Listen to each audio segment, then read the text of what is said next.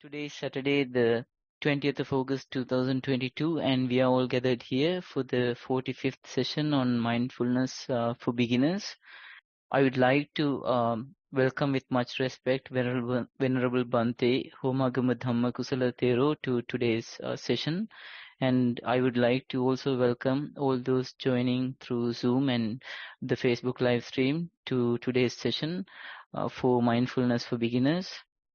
And also please note that this is a video on session, and you can turn on your videos at will, and we would like to have you engage actively as much as possible during this session to uh, uh, aid a feeling of community of mindfulness, so to speak. So if possible, please turn the videos on to that effect. So for us to get started with the session today, I would like to invite Bhante to commence the session proceedings with the in-session mindfulness practice for today. Over to Bhante, much merits. Namanta, can you hear? Yes, Bhante, I can hear you. Okay. Hello, everybody. So we are starting another program. So we will start our session with the practicing part. Today we will do a sitting session, mindful sitting for about 10 to 15 minutes. That's the idea. For this, you have to adjust your seat. Make sure that you are comfortable. When you have that comfort, you can close your eyes and pay attention that you are sitting. Sit comfortably, close your eyes and pay attention that you are sitting. Calmly notice what comes to your attention when you pay attention like this. What are the things that you notice? Maybe as the starting part, you may notice surrounding sounds, vehicle sounds, or maybe people talking, animals, various sounds are there.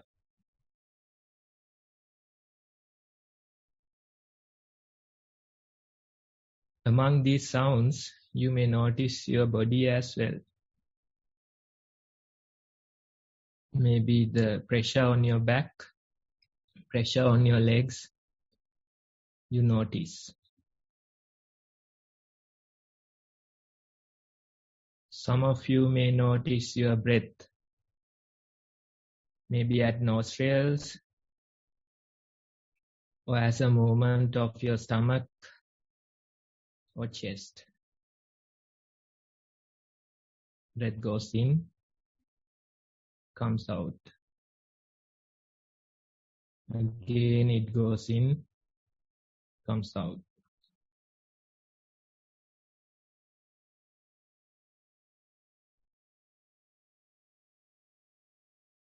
Time to time, thoughts, past incidents, future planning, these things may appear.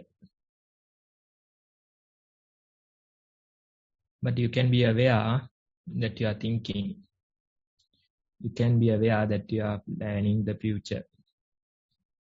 You can be aware that you are thinking about past incidents. Again and again, we try to be aware and we try to come back to the present moment.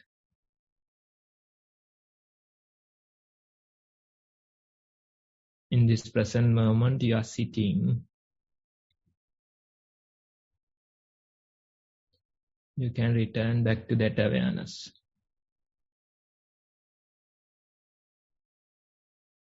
Certain bodily sensations may appear. Pain may appear. Sometimes sleepiness will appear. But among these things, you know that you are sitting.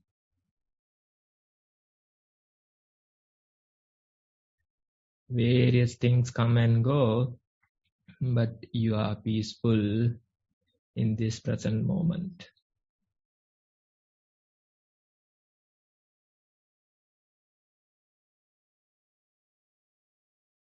So the idea is to appreciate this peace for some time.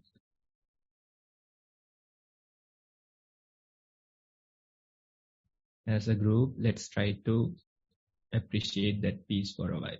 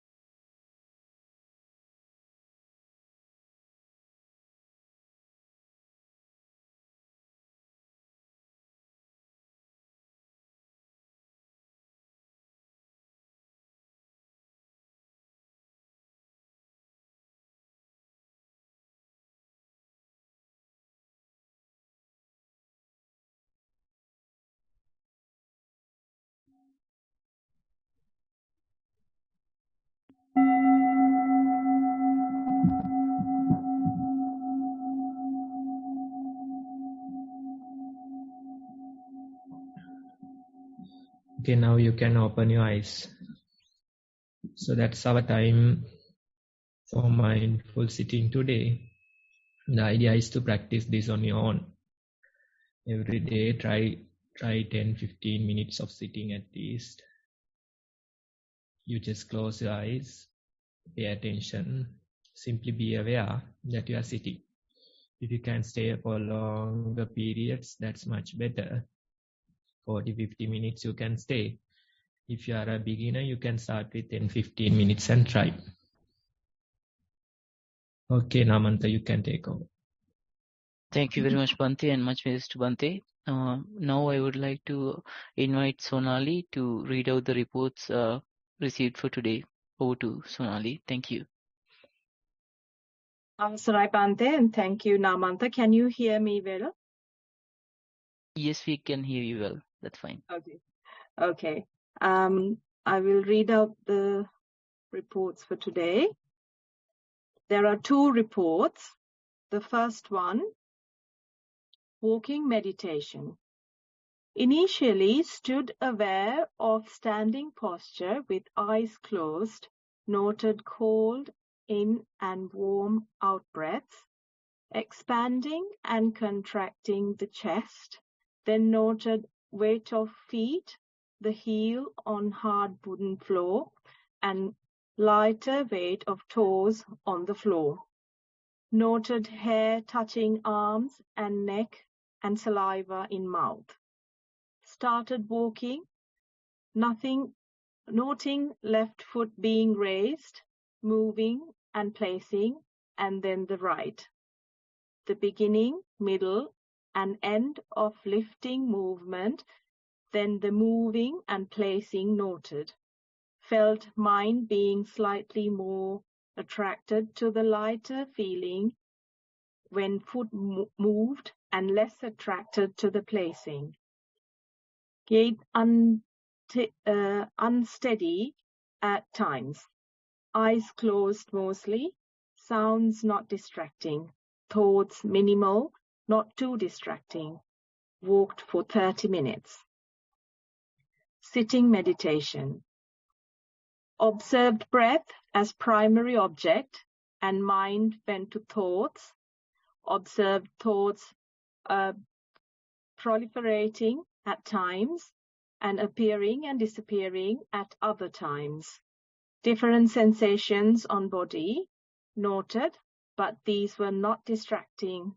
Mind going back to breath, which disappeared for a while. A space appeared where the breath would have been and expanded. This lasted a short time, mind noting it as a perception.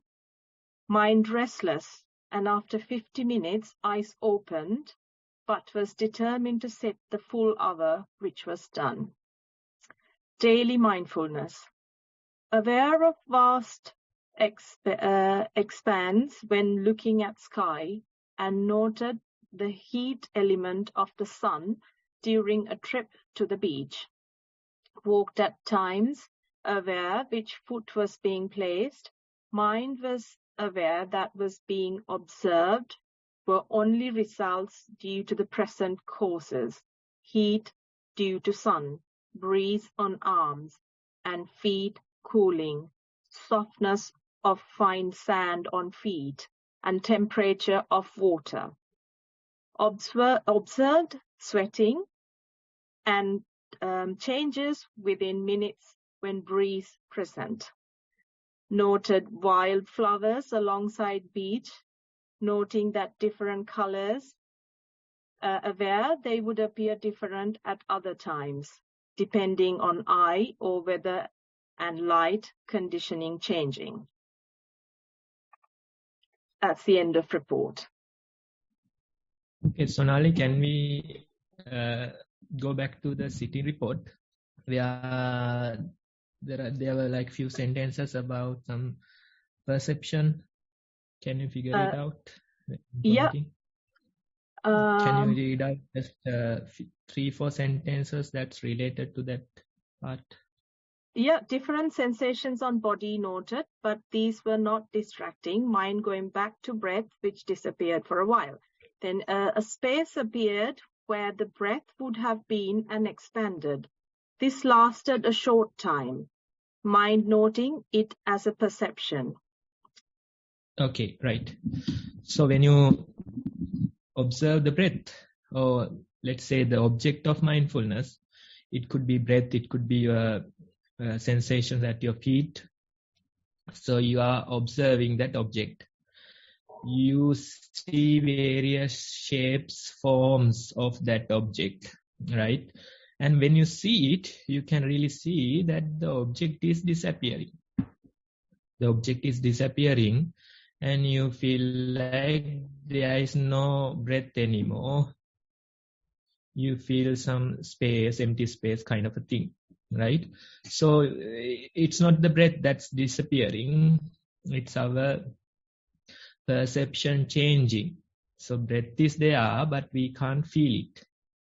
So this is how the faculties work. This is how our sense doors work, right?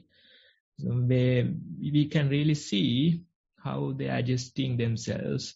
We can really see how the perception is changing.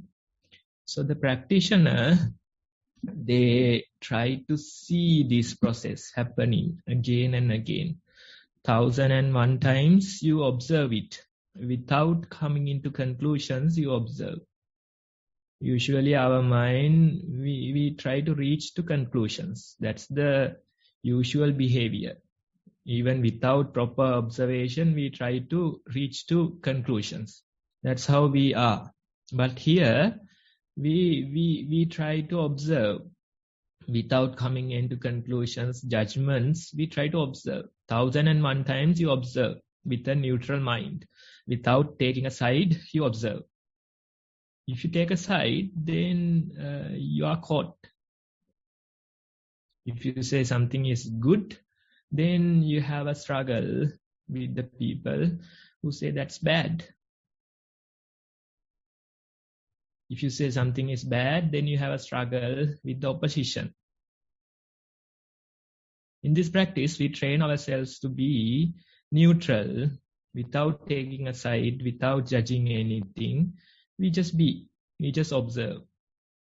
So this very training in your mind, it could reflect in your day-to-day life as well. You learn the art of not taking a side. You learn the art of being a neutral observer. If you take a side, then you are caught. If you take a side, then you have to struggle with others. So this is the idea. You train inside your mind, and with time you realize that it is how it is applicable to your day-to-day life, how it is applicable to your workplace, how it is applicable to your family life. All these things tag along. You just have to continue this observation. Don't take a side. Just know that this perception is changing, but I am observing again and again. 1001 times I observe with a neutral mind. And when you have that neutral mind, you can see these things are changing their shapes and forms. They come in a one shape, they evolve, and they disappear in a different shape.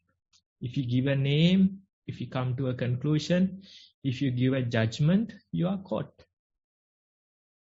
Instead, you stay neutral, you become this observer, you don't reach to conclusions, you keep observing it again and again.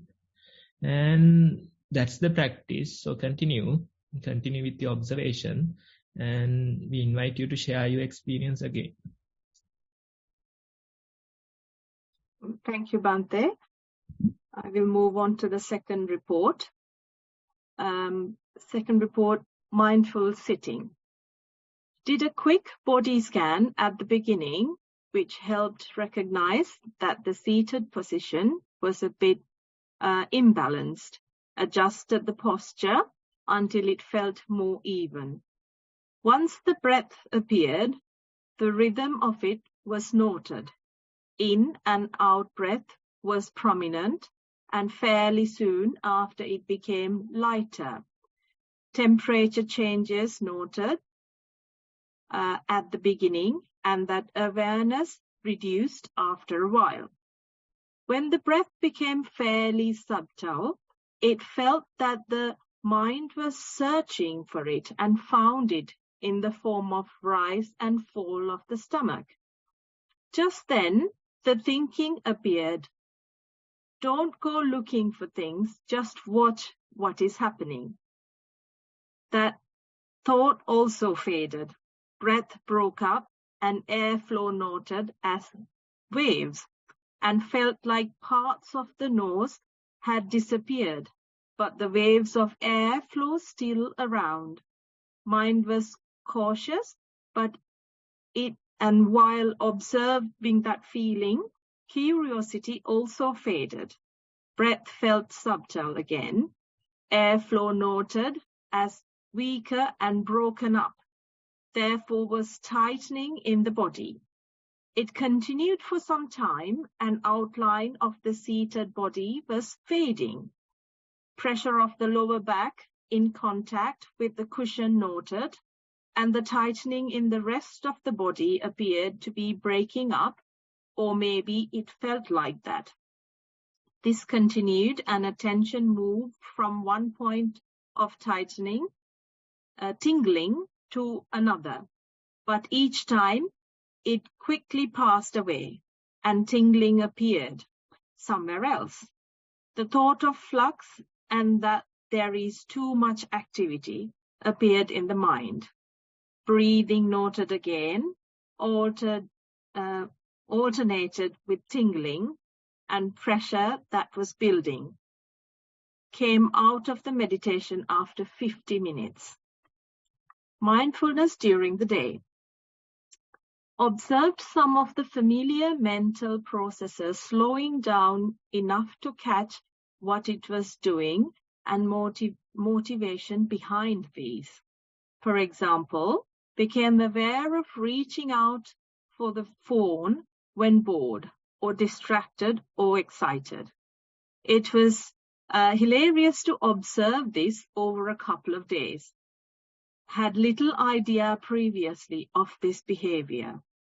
Phone-free time appeared as a more useful option, and managed to do this as an experiment for short periods in the day, but noted the resistance.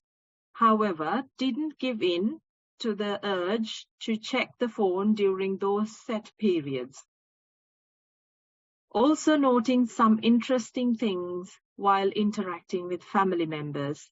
Recognized few times when the mind was preparing to verbally oppose to the other, and on noting this, managing to change the response.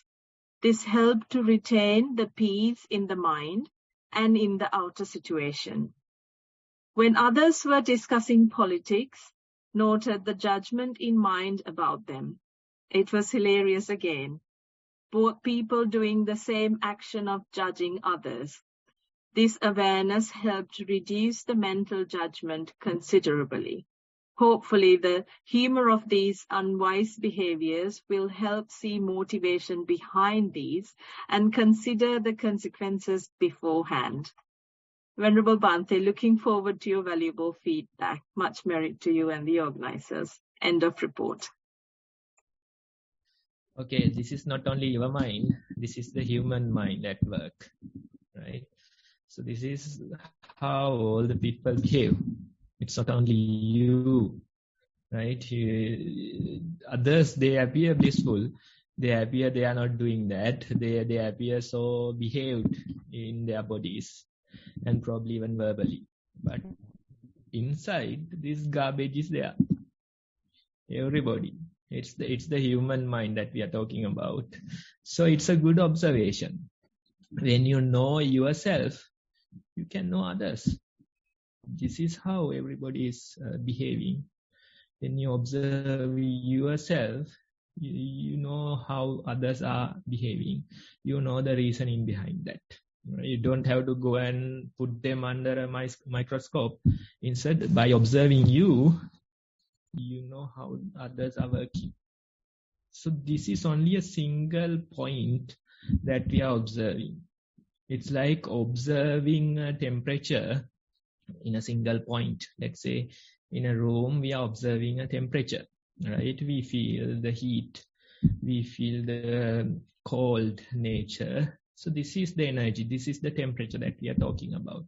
When we experience that, everywhere in this world, the temperature, sensation, that feeling would be the same, right? We know that this is how it feels, this is the behavior of it. It could be various in other places, but the sensation is the same. The process is the same. So that's what we are doing. We observe our mind, we pay attention to ourselves, we discover ourselves. When we do that, we discover the human race. We discover the human mind. This is how it's behaving. This is the natural behavior of it, right? So the idea is to know. When you know, the options become available to you. The choices are there. If you don't know, then you are caught. If you don't know, then you are a slave to this process. When you know the judging, when you know how you want to oppose others, then you have options. When you know how addicted you are to your, let's say, phone, or probably to social media, or probably to something else, when you know that, then options become available. As long as you don't know, there's no option, right? So probably, you know, but you are doing the same thing. Still much better than not doing. You know you are doing the wrong thing. Still much better than not knowing. You know, but you are breaking some kind of a precepts or something. But it's better because you know. That very knowing will protect you. When you wear a glove, you don't have to worry about touching an electric fence because you have a glove there that will protect you. So this mindfulness, this awareness is acting as a glove which will protect you, which will separate you from that process. It will create this protection in between. It will create a distance in between. That distance will protect you. So you have to observe again and again. When you see how addicted you are into social media, you can see, can I stay a few hours without this?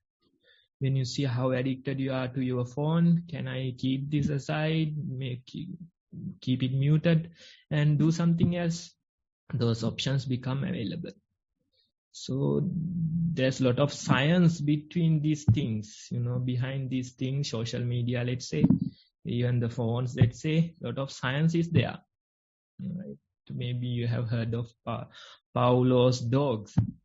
So every time before feeding them, you ring this bell and train them. So they hear the bell, they get the meals. So this behavior was trained again and again.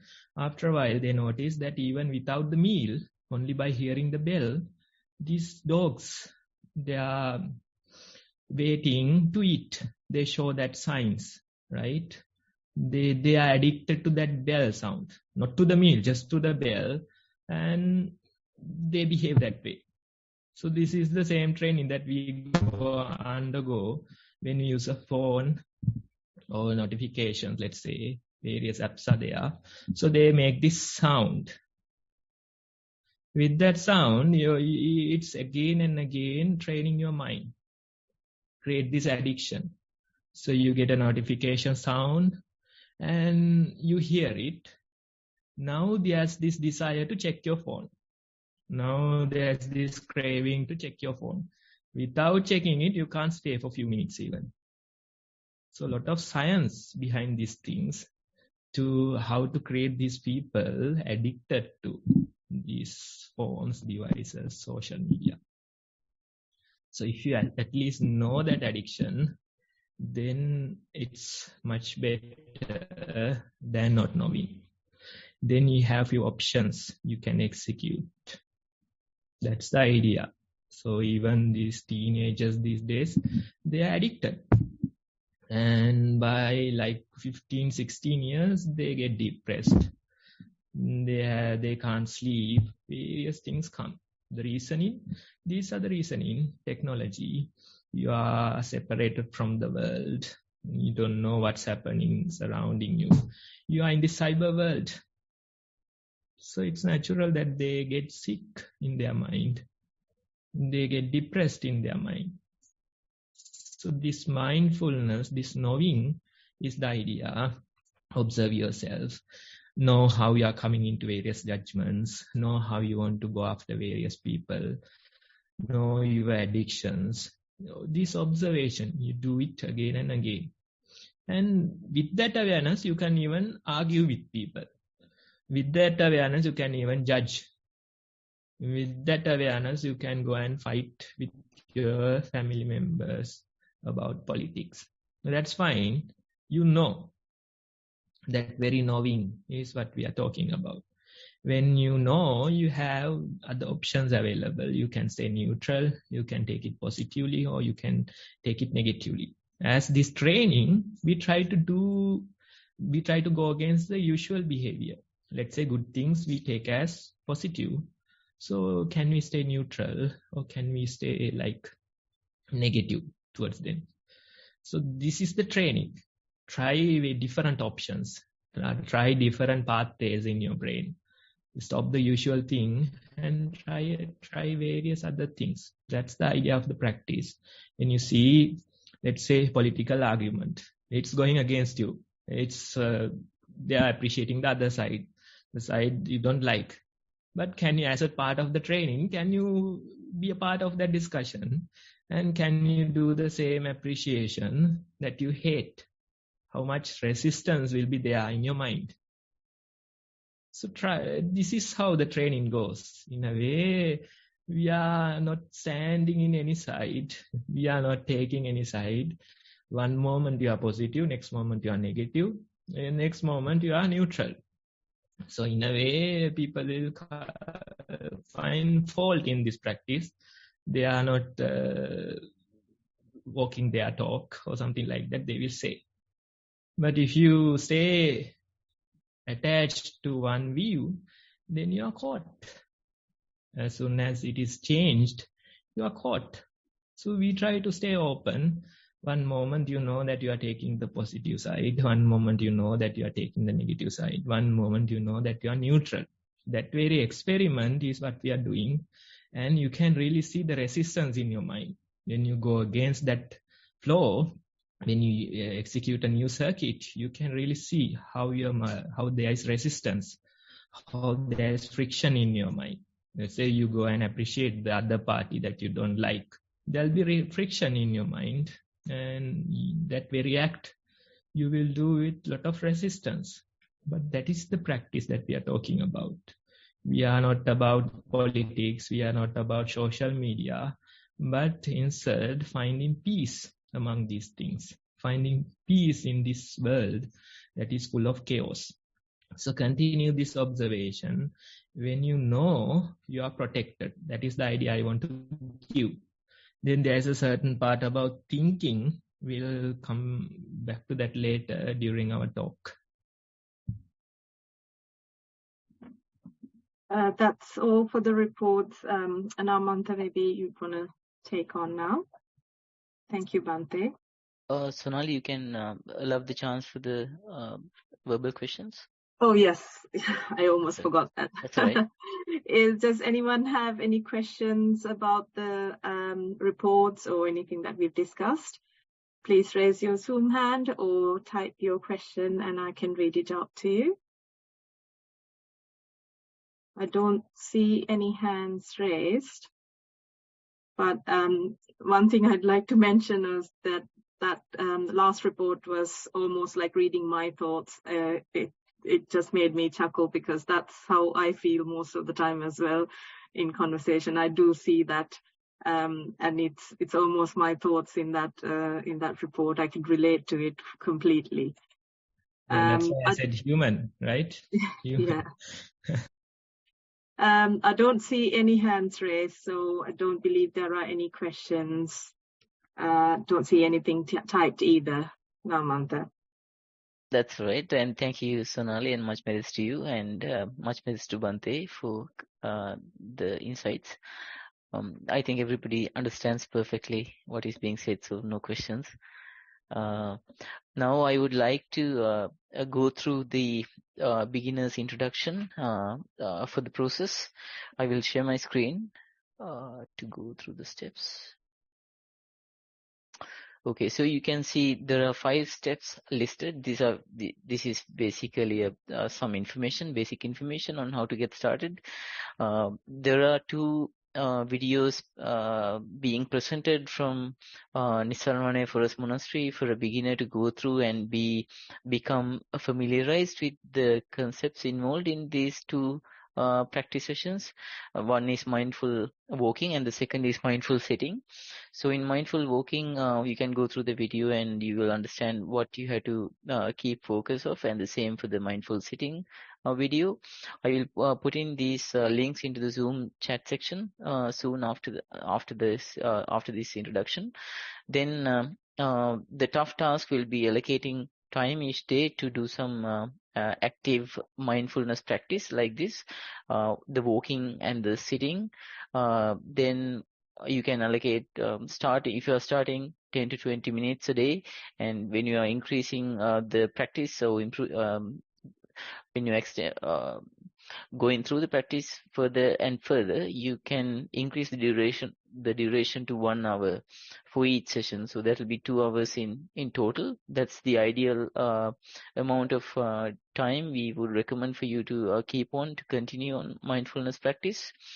And then the third is the report writing step, which becomes a very formidable step in strengthening your own practice, because you are converting something you experience into a written format. So you can write about in the mindful session, in the mindful walking session, you can write about the way your body was moving, the way the attention was caught by the feet in contact with the ground, and then whether there were any distractions from thoughts that arise within your mind, or from noises or surrounding objects. So likewise, you can talk about what you experience during that mindful walking. Then the mindful sitting session, you will experience breath, or you may experience focus retained on the abdomen rising and falling, bodily vibrations or sensations, and the thought processes. So you can write about them in your own words, and if you write a report, you can adapt your own style, and feel free to include more details. If you feel like including more details, that is fine. Then with these two styles of practice, you can compile the report for both sessions and either email to us at beginnersnv@gmail.com, or use the Google form. Again, these 2 links I will be put into the Zoom chat soon. And this way you can continue your mindfulness journey, and all the session recordings will be kept in the same link shown here. So this is the 45th session, and you will have access to all the previous recordings through the web link mentioned there. So essentially those are the 5 steps. The critical step would be number 2 and 3 once you get started. Even for a experienced mindfulness practitioner, allocating daily time in your timetable and also writing reports is a continuous action step that needs to happen regularly for you to keep on improving. That's the normal advantage and the normal advice of this system. So with that finished, I would like to invite Venerable Bante Homagama Dhamma Kusala Thero, representing Nissarana Forest Monastery, to commence with the talk on mindfulness, so that we can gather very high value insights from Bante on how to progress further in this journey. So I would hand over the program to Bhante again. Much merit to you, Bhante. Okay, Namanta, so we can take about 10-15 minutes to discuss a little bit more about the practice. So today I thought of explaining a little bit about overthinking. Now, usually some of you are programmed to overthink every little thing, and that creates a lot of trouble in your mind. So there's this idea about a butterfly effect, right? Something small as a flap of a butterfly's wing can create a tornado somewhere else. So that's the idea of it, right? So even in our minds, the same thing can happen. Some small incident can create a tornado in your mind due to the overthinking. Because various things are happening, you can't stop that. You can't prevent that, right? So every day you experience 1,001 things, right? Probably positive, probably negative. Neutral things usually come and go. You don't even notice. But what happens is that probably like few of these things, they penetrate into your mind. You start thinking about them. Sometimes you start worrying about them. So these little things could create a tornado in your mind due to the overthinking. Some people, they are very much addicted to this. They do overthinking again and again and again till they even become sick, till they even become depressed. They do this again and again. If you search for the root, it's something very small. But they have created a dragon out of that. They have created a tornado out of that. So this overthinking is there, right? So when you try to find a lasting peace in this world, you have to solve this problem of overthinking. Usually when it comes to thinking, we think that it becomes wisdom. It becomes knowledge to our life. We think that this is the valuable thing that we have to do, right? That is our usual behavior. We like thoughts so much. We like insightful ideas so much.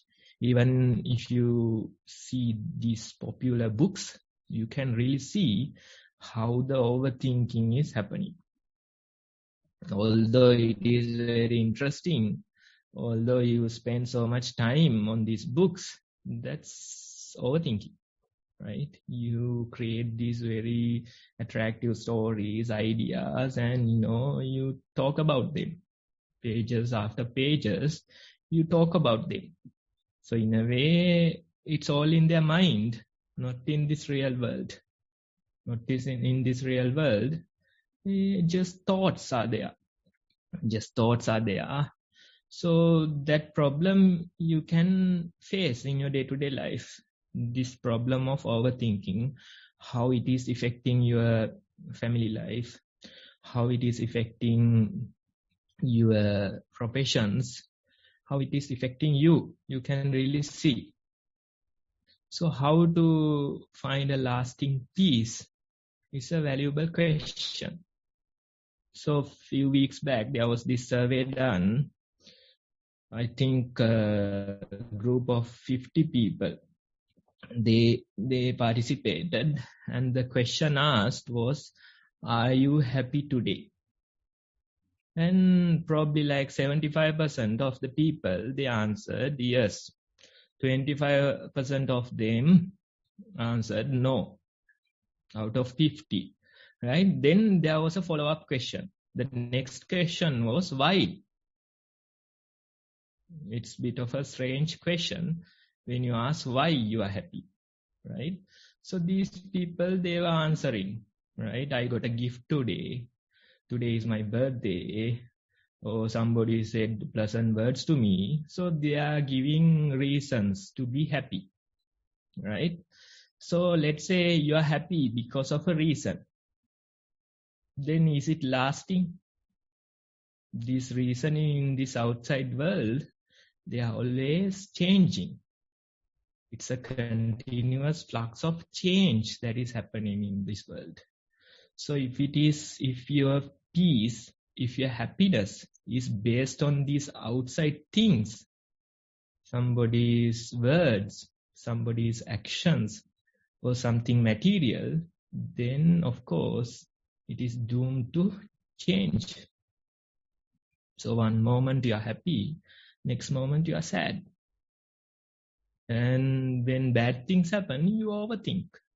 You think about them again and again. This person is trying to take revenge on me.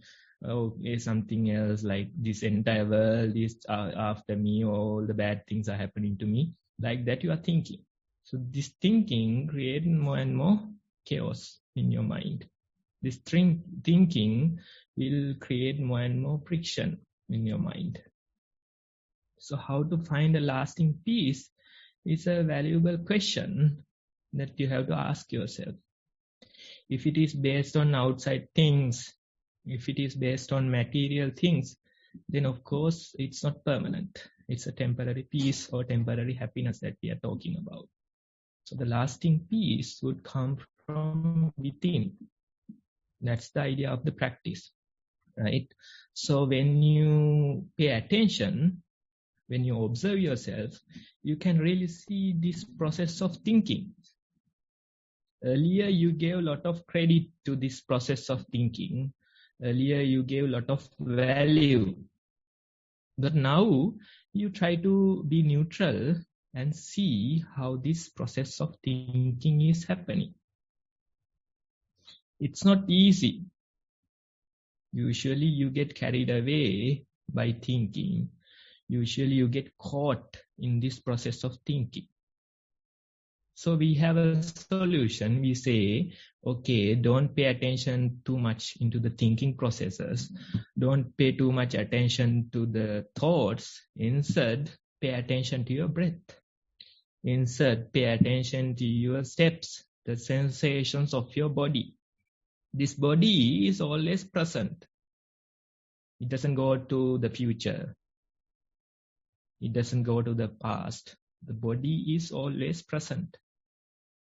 So we say, pay attention to your body. As a beginner, you observe your breath. You observe the steps. You try to continue with that observation. Can I observe few breaths? Can I keep observing my feet? You do that again and again. When you do that, what happens is that you are training your mind to be present.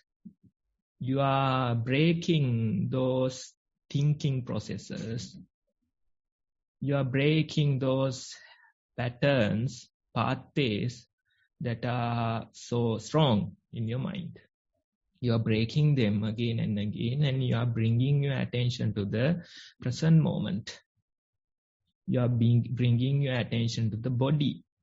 So for a beginner, this body becomes their safe haven. Again and again, they observe their breath. Every moment you are observing your breath, you are breaking lifetimes of bad habits. Again and again, you observe your breath. Again and again, you observe your feet. Again and again, while doing your day-to-day activities, you observe the sensations of your body. If you are brushing your teeth, you observe the sensations of that.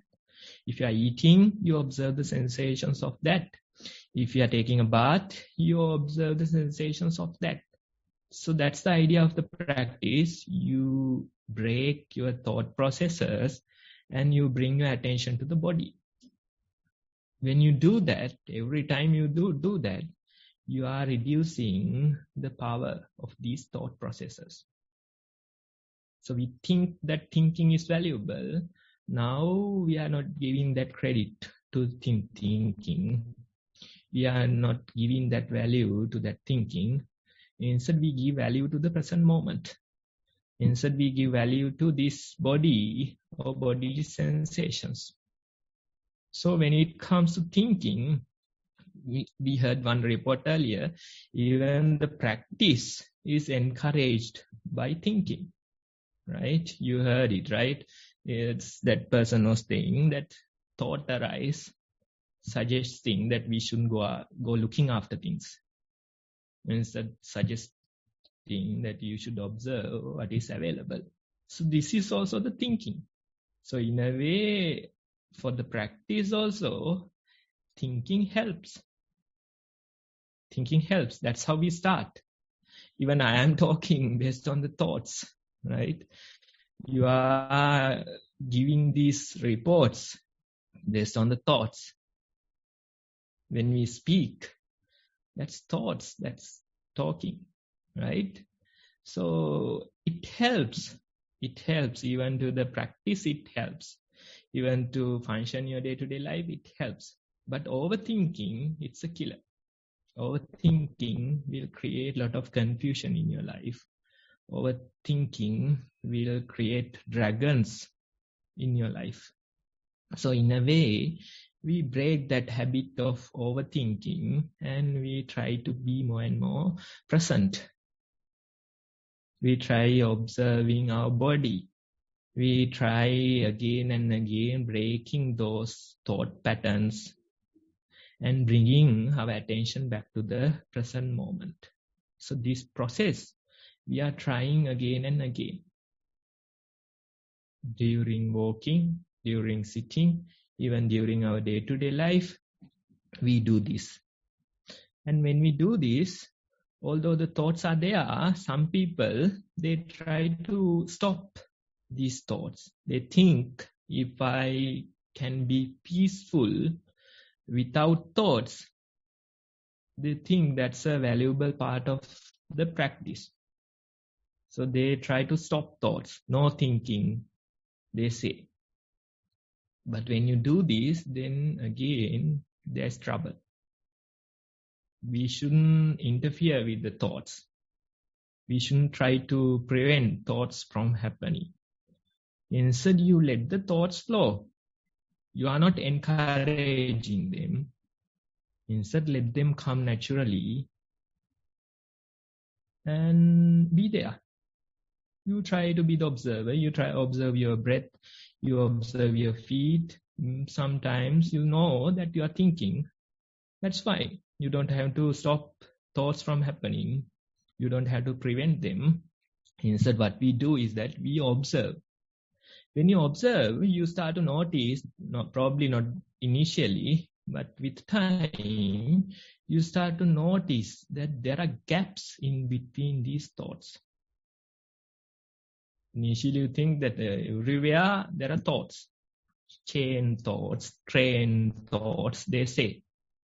But when you pay attention again and again and again, then you start to notice, although the thoughts are there are gaps in between.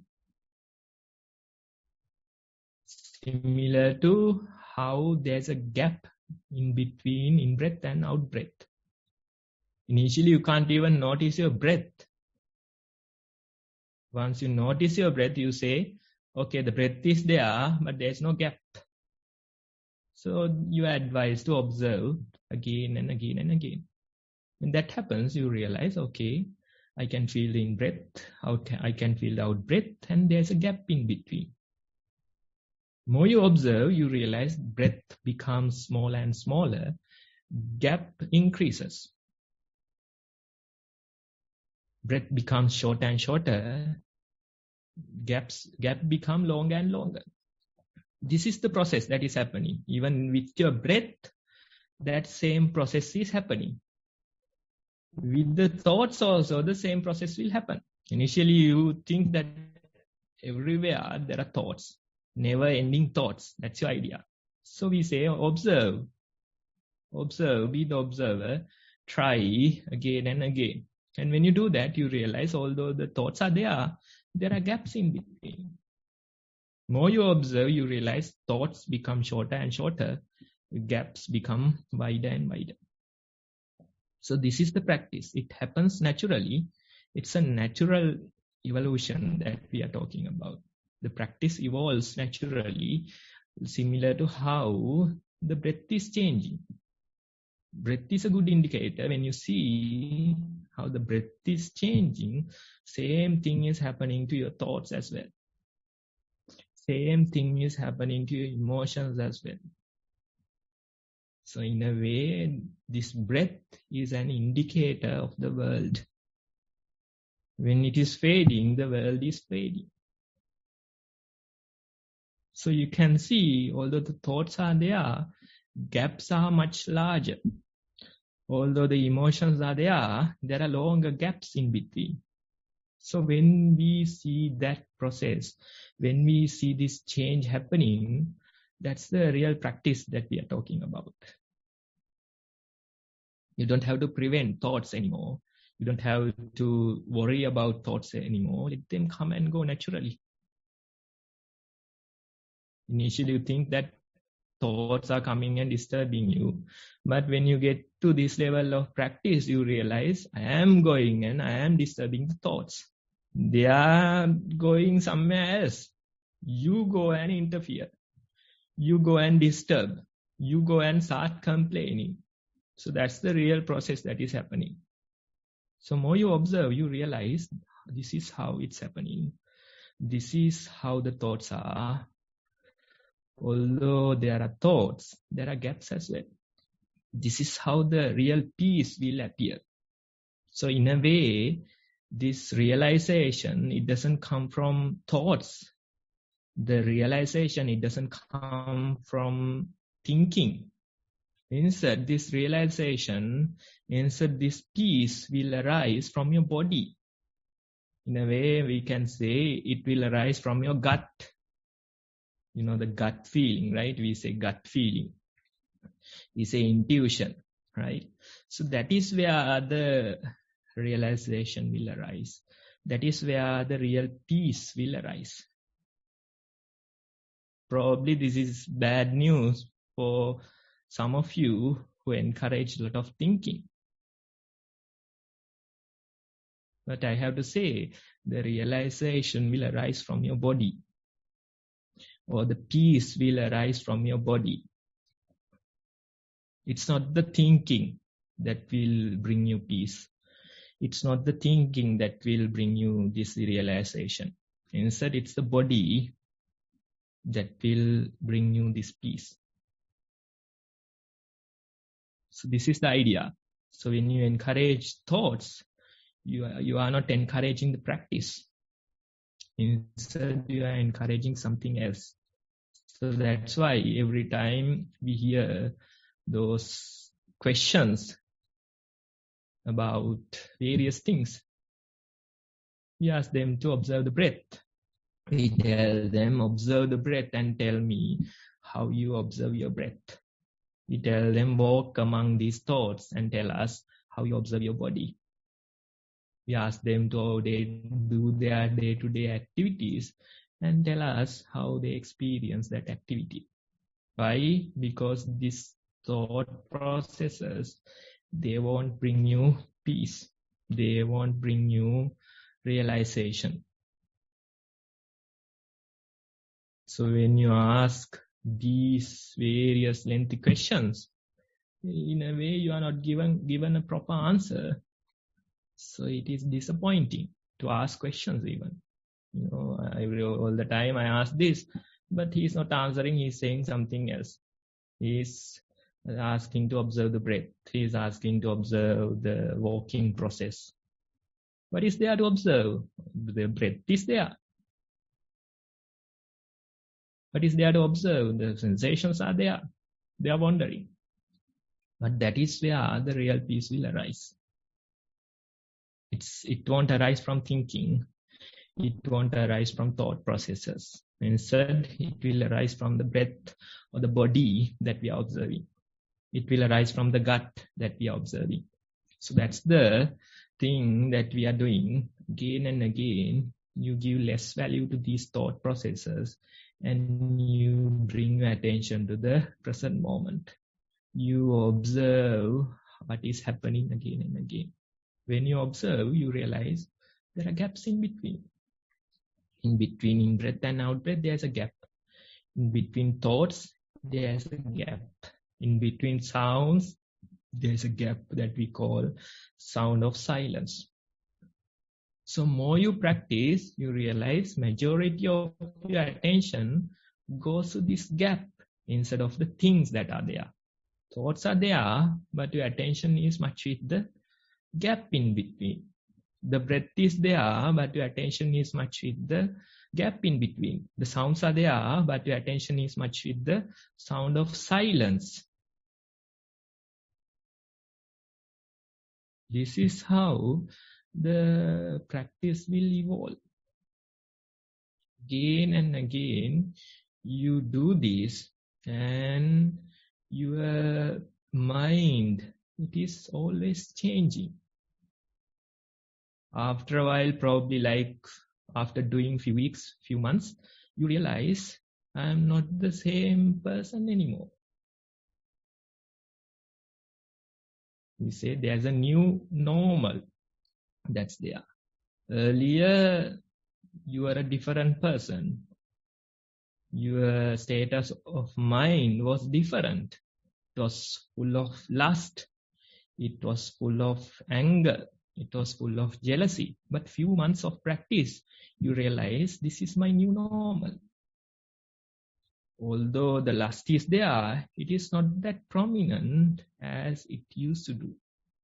Although the anger is there, it is not that prominent as it used to do. So this is how we are evolving due to the practice. There's this example given, Theseus's ship, right?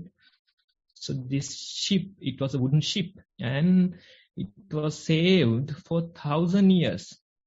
So this is built out of wooden pieces.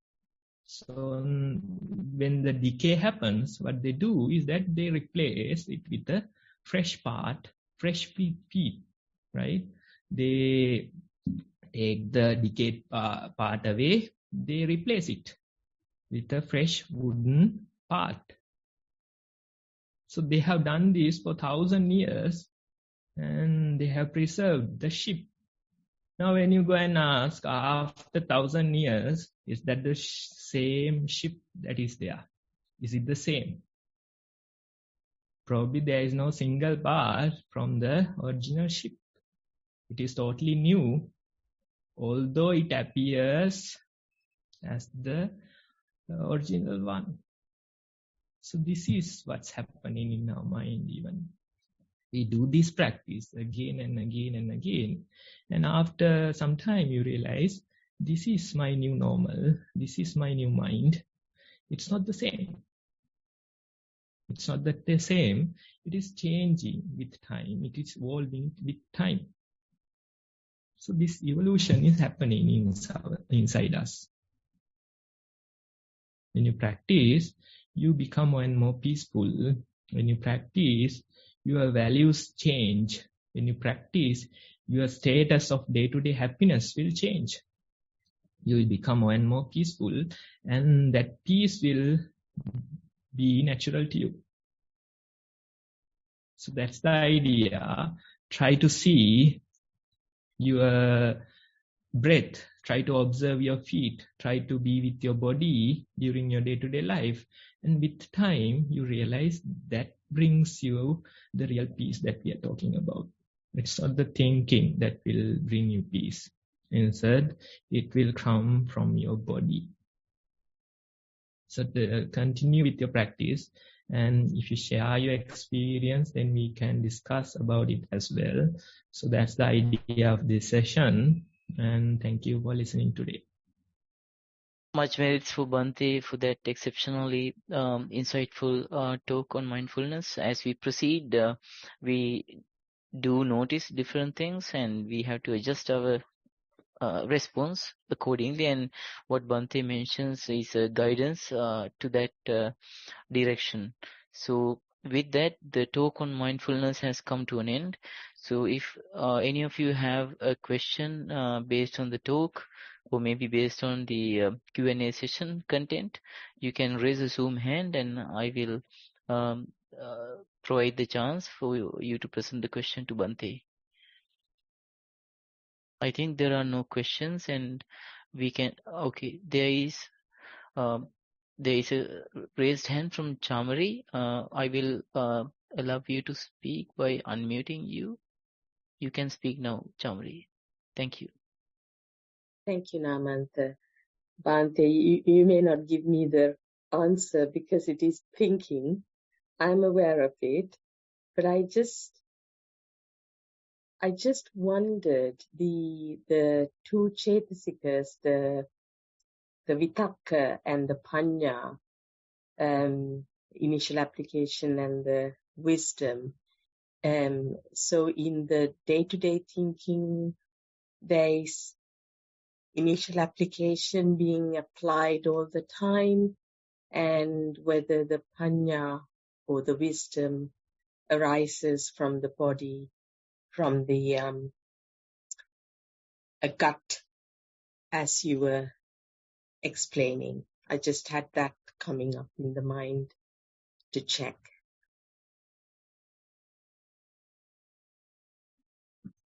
Okay, so when you say vitakka, so those are the basis for words or the thinking, right? So that's how it happens. You pay attention to something, right? Then you see the details of it.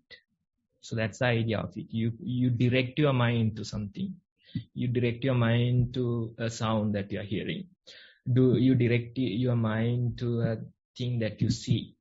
And then you hear that sound, you hear the details of it. You hear how vivid and colorful that thing is. So this is the basis for talking. This is the basis for thinking. This is the basis for explaining and talking about things. So even in practice, we use that, right?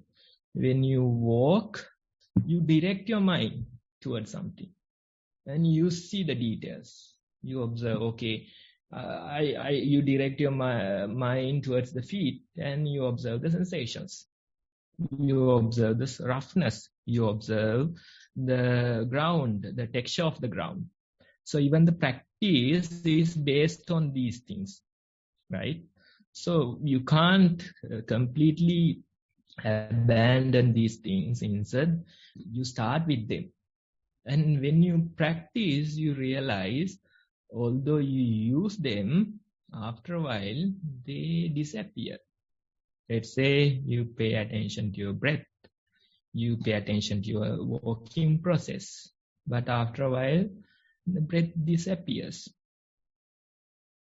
Then the walking becomes automatic and, it becomes more like a process that's happening. So we call them the flow state. Now you are not directing your attention. Now you are not directing, but still there are things that's coming towards you. Let's say out of this flow, you suddenly realize there's a thought. So you haven't directed your attention, but still you see something, you see it colorfully, you see the details. So that's another part of the practice. Now you are not pointing your mind towards something, but still things appear and they become vivid and colorful, right? But even evolve further, with more and more practice, you realize now although the things are there, they are not so colorful, they are not so vivid. They are there, but my attention is not going towards them. It becomes less colorful, more like black and white. The boredom is a very good sign of that. The boredom that you get in your practice, that's a very good sign that this process is happening. Then you come and complain as soon as I sit, as soon as I start walking, the boredom hits me. I become sleepy, I fall asleep. You come with various things, right? So this is the process. These things are used even in the practice. So you talked about wisdom. Wisdom will arise from that the gap in between. That's the idea of it. That's why we say you observe your breath, wisdom will arise from that. You observe how this process is happening again and again, wisdom will arise from that. That is the true wisdom that we are talking. Let's say you observe your breath, your attention goes to a sound, right? Now there's a change in between. You are observing breath, now you are with a sound. Some people, they come and complain that my attention broke. Mindfulness got carried away, a disturbance came. Some people will come and say, okay, although the object of mindfulness changed, I was able to be mindful. Now I am hearing a sound. So this is the wisdom part that we are talking about. It is continuing with the practice. You change your posture. As long as you walk, you are mindful. As long as you sit, you are mindful. How about in between? In between also you can be mindful. When you go drink a cup of tea, you can be mindful. When you go sit, you can be mindful. That in between part also you cover. This is how the wisdom will arise. This is the wisdom part that we are talking. It's the process that will bring it.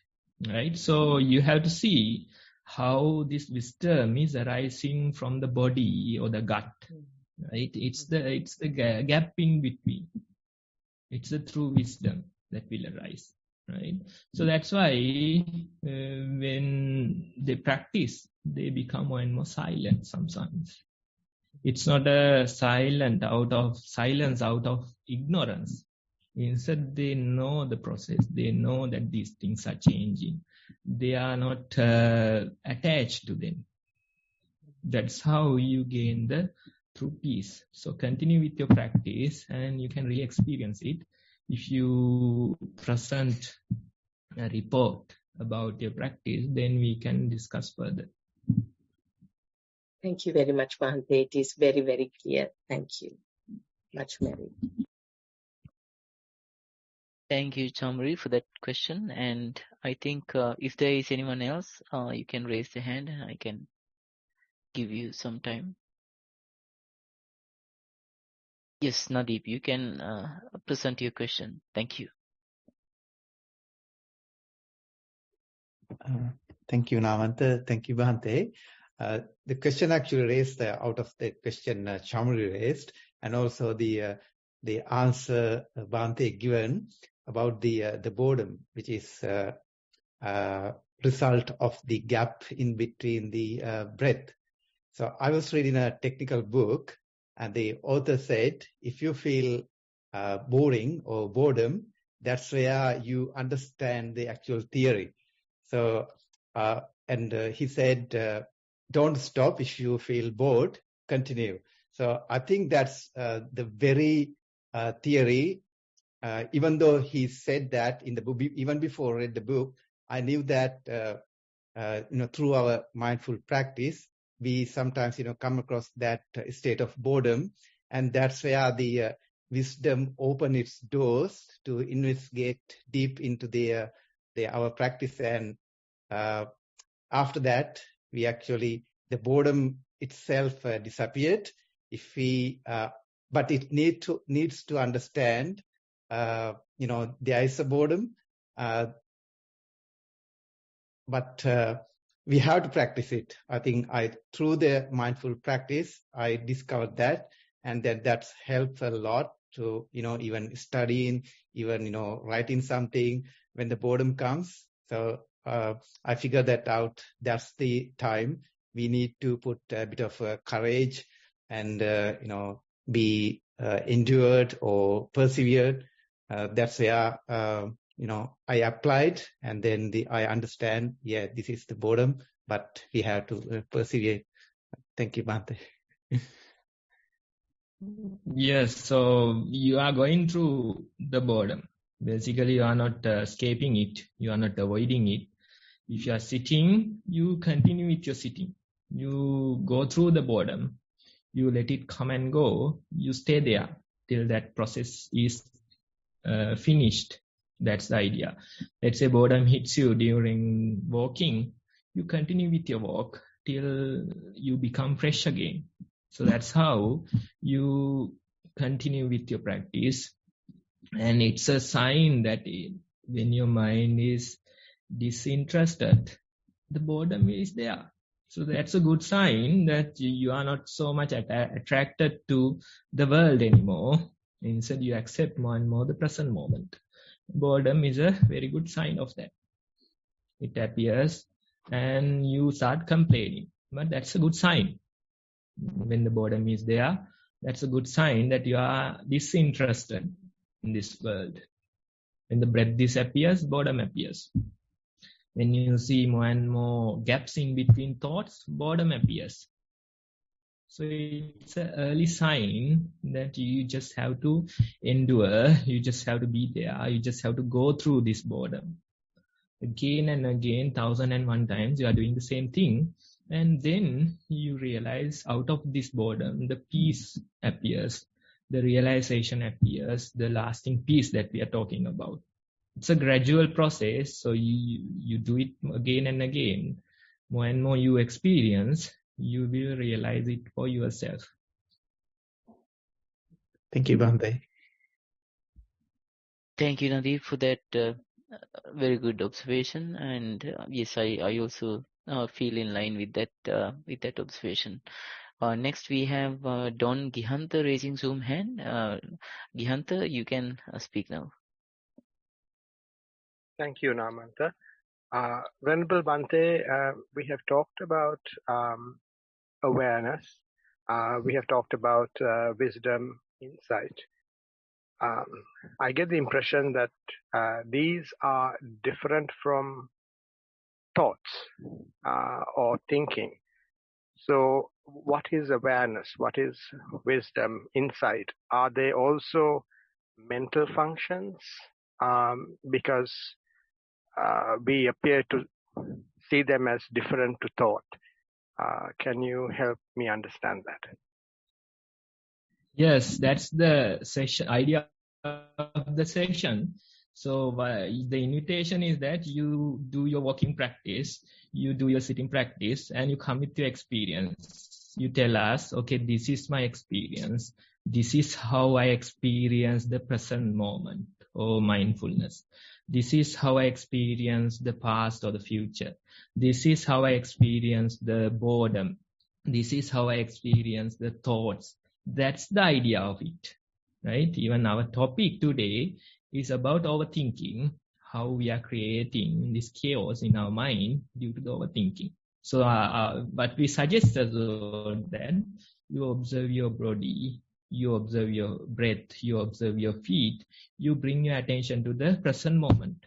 That very act will reduce the power of thought processes, and the real peace will arise from this present moment, or the real peace will arise from the body, or the real peace will arise from your gut. That's the idea, right? So continue with it. Try to experience for yourself. And if you present that experience, if you present, okay, I sat for a while and this is how I experienced mindfulness, the idea of mindfulness. Is it same as thinking or is it different? You can tell us, right? And this is how I experience the thinking processes. Am I lost in them, or am I present that thinking is happening? You can tell us. So that's the practice that we are talking about. Otherwise, we can have long discussions, but still we are not talking about the same thing. When we experience, it becomes universal. That's why I said earlier, this is a report about human mind. It's not about you. Sonali was agreeing. She was shaking her head. That report is talking about me. That's the human nature. That's the universe. It becomes universal when you practice. Otherwise, we are not on the same page. So that's the idea. Try to see for yourself, and let's discuss again next time. Thank you, Bhante. All right. I think we have come to the end of questions on the talk as well. So I would quickly move on to wrap up today's session as we have reached the time duration allocated. So I would like to mention with much respect and gratitude the commitment and perseverance from Bhante to this program and to today's session as well.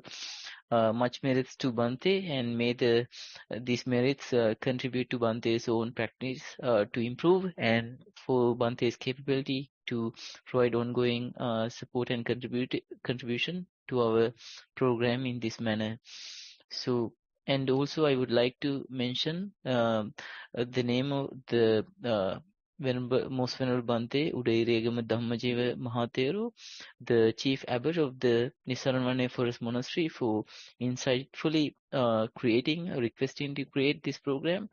And then also the organizers who worked hard at the beginning to formulate this program, put the foundations in, and also who are still persevering and contributing towards the wellness of the program. So much merits to you as well, and hope that your own mindfulness practices improve each and every day.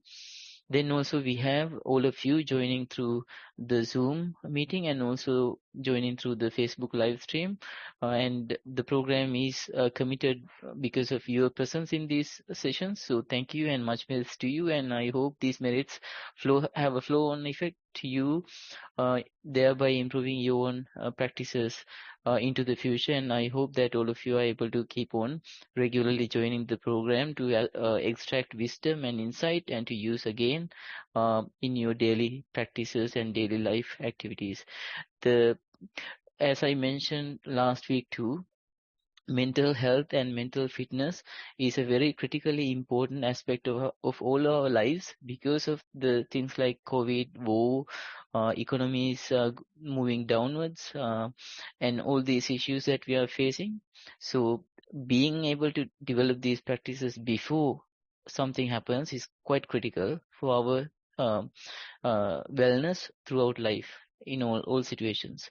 So keep that in mind and try to persevere and allocate good time to these sessions in your daily life schedule.